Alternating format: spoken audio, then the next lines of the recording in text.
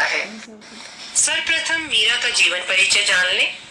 कृष्ण भक्ति और श्रद्धा से भरी रचना के लिए आज भी मीराबाई का नाम आदर से लिया जाता है।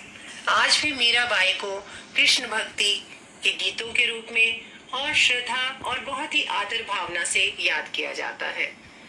मीराबाई बहुत बड़ी कृष्ण भक्त एवं संत कवि थी। मीराबाई का जन्म जोधपुर के चोकड़ी अर्थात कुर्की गांव में सन 1503 में हुआ माना जाता है। 13 वर्ष की छोटी उम्र में ही मेवाड़ के महाराणा कुंवर भोजराज से उनका विवाह हो गया। उनका जीवन दुखों की छाया में बीता। उन्होंने जीवन में बहुत सारे कष्टों को झेला। बचपन में ही माँ का देहांत हो गया। जो वे बहुत ही छोटी उम्र की थी तो उनकी माँ चल बसी। विवाह के कुछ ही साल बाद पहले पति, फिर पिता और एक युद्ध के दौरान उनके ससुर का भी देहांत हो गया। इसके बाद वे कृष्ण भक्ति में इतना खो गई कि उन्हें कोई भी सुध बुध नहीं थी। भौतिक जीवन से निराश मीरा ने घर परिवार त्याग दिया था।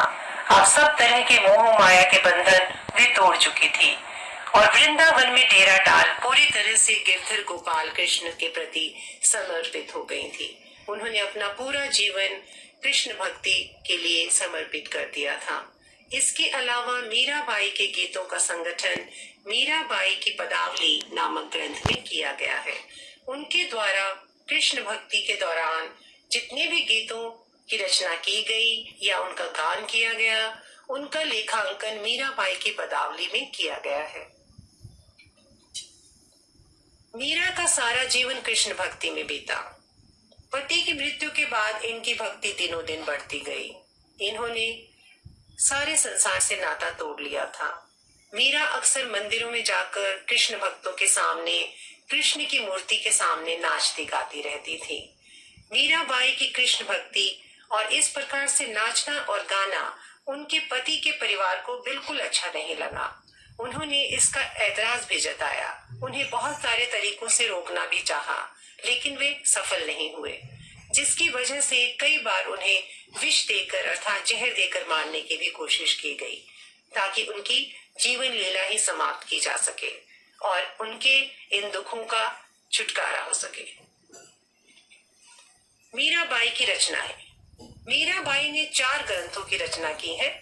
पहला है नरसी का मायरा, गीत गोविंद टीका, राग गोविंद और राग सौरठ के पद। इन सभी में तकरीबन उन्होंने कृष्ण भक्ति का गुणगान किया है। आइए उनकी भाषा शैली के बारे में।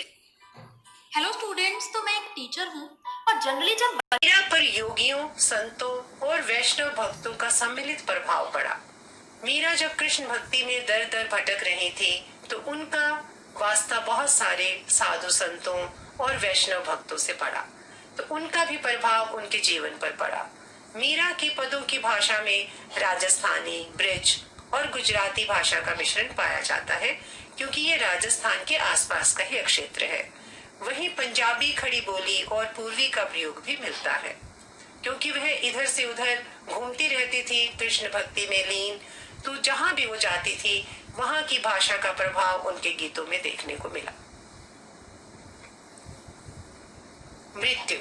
ऐसा माना जाता है कि बहुत दिनों तक वृंदावन में रहने के बाद मीरा द्वारिका चले गई, जहां सन 1560 में वे भगवान श्री कृष्ण की मूर्ति में समा गई, ऐसा लोगों का विश्वास है। आइए